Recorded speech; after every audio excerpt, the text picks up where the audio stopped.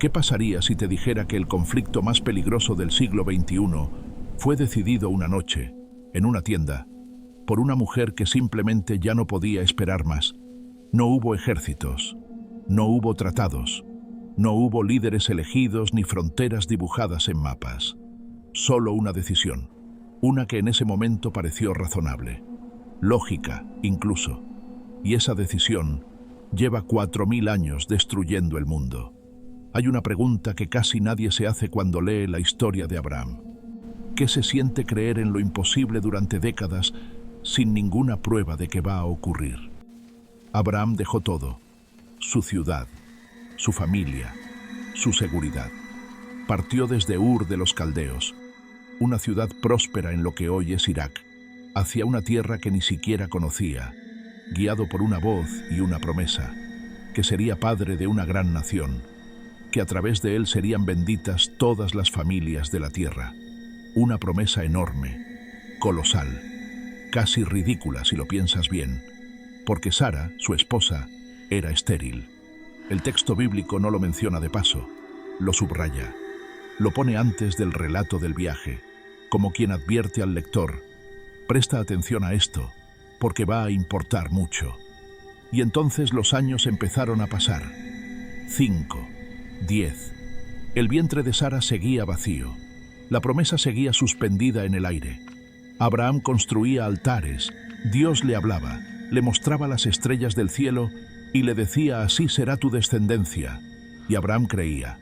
El texto dice que esa fe le fue contada como justicia, pero creer no llenaba la cuna. Y hay un punto en el que la fe más sincera empieza a buscar una salida práctica. Sara tenía 75 años cuando tomó la decisión. Abraham tenía 85. Hay algo profundamente humano en lo que ella hizo. No abandonó su fe, no maldijo a Dios. Simplemente tomó lo que tenía en sus manos y lo ofreció como solución.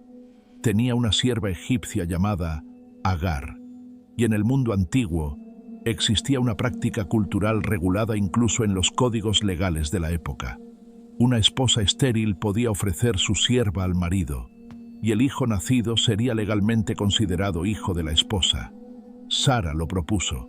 Abraham aceptó, sin registros de dudas, sin que el texto mencione que consultara a Dios. Y aquí es donde quiero que te detengas un momento, porque esta es la grieta. No fue un acto de maldad.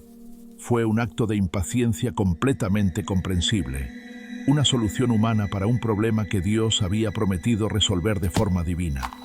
Pero las consecuencias no distinguen entre buenas intenciones y malas.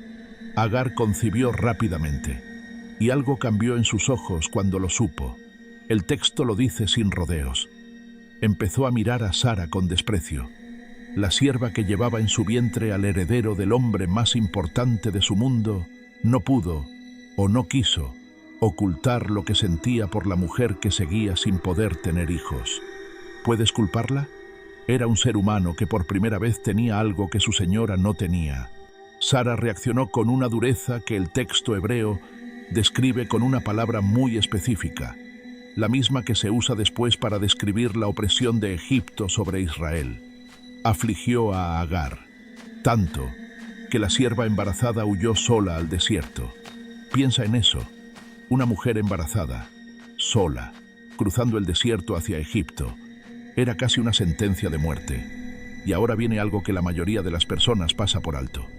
Agar se convirtió en la primera persona en toda la Biblia que recibe la visita del ángel del Señor. No un patriarca, no un profeta, una sierva egipcia fugitiva, sola junto a una fuente en el desierto, escuchando una voz que le preguntó: ¿de dónde vienes y hacia dónde vas? ¿No te parece extraño que Dios eligiera ese momento, ese lugar y esa persona? El ángel le dio una orden difícil: volver, someterse. Pero junto con esa orden, llegó una promesa que resuena de forma inquietante, porque era casi idéntica a la promesa hecha a Abraham. Descendencia incontable, un hijo que se llamaría Ismael, que en hebreo significa Dios oye, porque el Señor había escuchado su sufrimiento. Dios oía a la sierva en el desierto mientras el patriarca dormía en su tienda. Pero el ángel añadió algo más sobre ese niño que aún no había nacido, que sería como un asno salvaje entre los hombres, que sus manos estarían contra todos, y las manos de todos estarían contra él, que viviría en conflicto permanente con sus hermanos, una profecía sombría para un niño que todavía no respiraba. Agar volvió, dio a luz a Ismael. Abraham tenía 86 años, y por primera vez tenía un hijo. Durante 13 años, Ismael fue el único heredero del patriarca. Dios apareció de nuevo cuando Abraham tenía 99 años. Cambió su nombre, cambió el de Sara, y anunció que Sara, a los 90 años, daría a luz un hijo. La reacción de Abraham fue caerse al suelo y reírse. No era burla, era el reír de alguien que ha esperado tanto, que ya no sabe bien cómo responder cuando la promesa finalmente llega. Y ese hijo se llamaría Isaac, que significa exactamente eso. Él ríe. Pero antes de seguir, Abraham hizo algo que revela cuánto amaba a su primer hijo. Le dijo a Dios: ojalá Ismael viva delante de ti. Era un padre rogando por el hijo que ya tenía, por el adolescente que había criado durante 13 años creyendo que él era el heredero. Dios escuchó ese ruego, prometió bendecir a Ismael, multiplicarlo, hacer de él una gran nación. 12 príncipes nacerían de él. Pero la alianza, ese pacto especial, ese hilo conductor de la promesa original, iría con Isaac. Ambos serían bendecidos. Solo uno llevaría la alianza. Sara concibió. Isaac nació. Y el día que fue destetado, Abraham preparó una gran fiesta. Y durante esa fiesta, Sara vio algo que hizo que todo se rompiera. Vio a Ismael riendo. El texto hebreo es ambiguo aquí, y esa ambigüedad es fascinante. La misma palabra puede significar jugar, reír o burlarse. No sabemos exactamente qué estaba haciendo Ismael, pero sabemos exactamente lo que Sara sintió cuando lo vio. Exigió que Abraham echara fuera a la sierva y a su hijo. No podían heredar juntos. Y el texto dice algo que me parece devastador en su sencillez. Esto fue muy penoso a los ojos de Abraham por causa de su hijo. Era un padre obligado a elegir. A la mañana siguiente, Abraham se levantó antes que el sol. No hay escena en toda la narrativa del Génesis que yo sienta con más peso que esta. Un padre levantándose antes del amanecer para cargarle a una mujer un odre de agua y un poco de pan, para poner en los hombros de Agar lo único que podía darle, y para despedir al hijo que había amado durante 17 años. El texto no registra abrazos, no registra lágrimas, no registra palabras de despedida, solo que Abraham los despidió y que Agar partió. El agua se terminó en el desierto de Berseba. Agar colocó a Ismael debajo de un arbusto y se alejó porque dijo que no quería ver morir a su hijo. Se sentó enfrente y lloró en voz alta. Cuánta desesperación cabe en esa imagen. Y entonces ocurrió lo mismo que había ocurrido años atrás. Dios escuchó. El ángel llamó a Agar desde el cielo. Le preguntó por qué lloraba. Le dijo que no temiera. Y Dios abrió sus ojos y vio un pozo de agua que no había visto antes. El niño sobrevivió. Creció en el desierto de Parán. Se convirtió en arquero. Su madre le consiguió una esposa de Egipto. Y desde ese desierto, lejos de la tienda de su padre, lejos del hermano que ocupaba su lugar, Ismael construyó su propia historia. Sus 12 hijos se convirtieron en 12 príncipes, exactamente como Dios había prometido. Ahora necesito contarte cómo una historia de familia del desierto terminó conectada con los misiles que cruzan el cielo entre Israel e Irán hoy. Y para entenderlo, necesitas soltar por un momento lo que sabes de geopolítica moderna. Porque esto no empieza en el siglo XX. Empieza mucho antes. Los descendientes de Isaac siguieron el camino que ya conoces. Jacob, Israel, las 12 tribus, el éxodo, la monarquía, el exilio, el retorno. La historia del pueblo judío que culmina en el Estado de Israel, fundado en 1948. Los descendientes de Ismael se mezclaron con las tribus árabes del desierto. Y siglos después, la tradición islámica identificaría a Ismael como ancestro directo del profeta Mahoma y de los árabes en general. una conexión que hoy sostienen más de 1.000 millones de personas. Ismael no desapareció en el desierto de Parán. Se convirtió en el padre simbólico de una de las civilizaciones más grandes de la historia. Pero entonces llega la pregunta que cambia todo.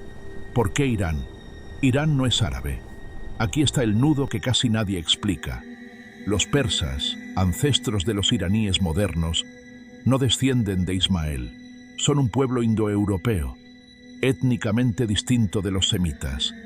Y en la narrativa bíblica, curiosamente, aparecen primero como aliados del pueblo de Isaac.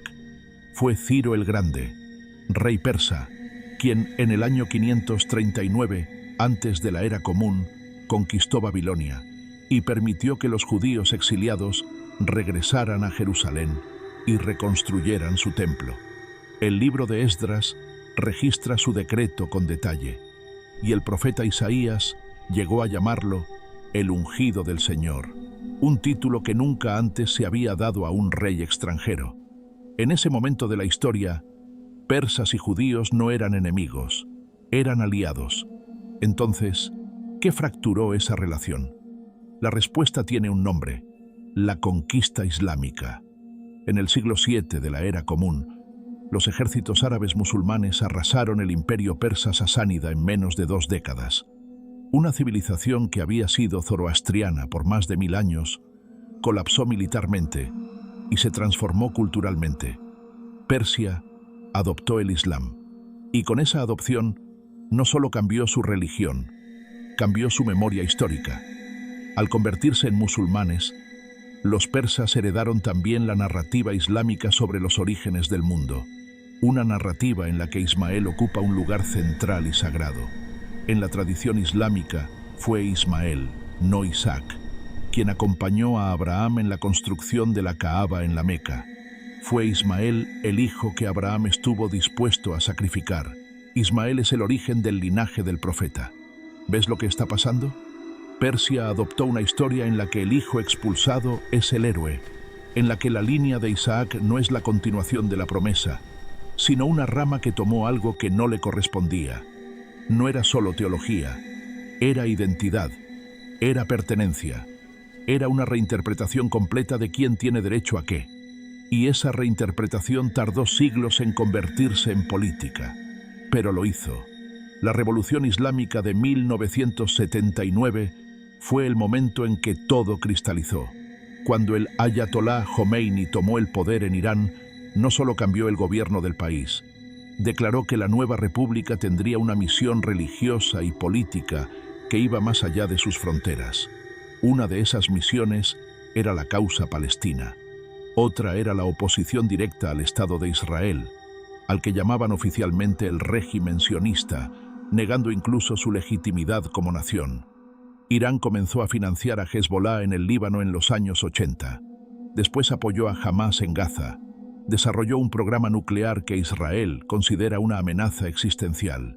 Y sus líderes pronunciaron discursos que hablaban abiertamente de borrar a Israel del mapa. ¿Por qué un pueblo persa, no árabe, que históricamente fue aliado de los judíos, llegó a convertirse en su mayor antagonista declarado? Porque adoptó una narrativa, la narrativa del hijo que fue expulsado, del heredero que fue despojado, del niño al que pusieron debajo de un arbusto en el desierto a esperar la muerte. Irán no necesita descender biológicamente de Ismael para cargar su herida. Las heridas históricas no viajan solo por sangre, viajan por las historias que los pueblos eligen contar sobre sí mismos. Y cuando un pueblo adopta la historia del excluido como propia, también adopta su conflicto.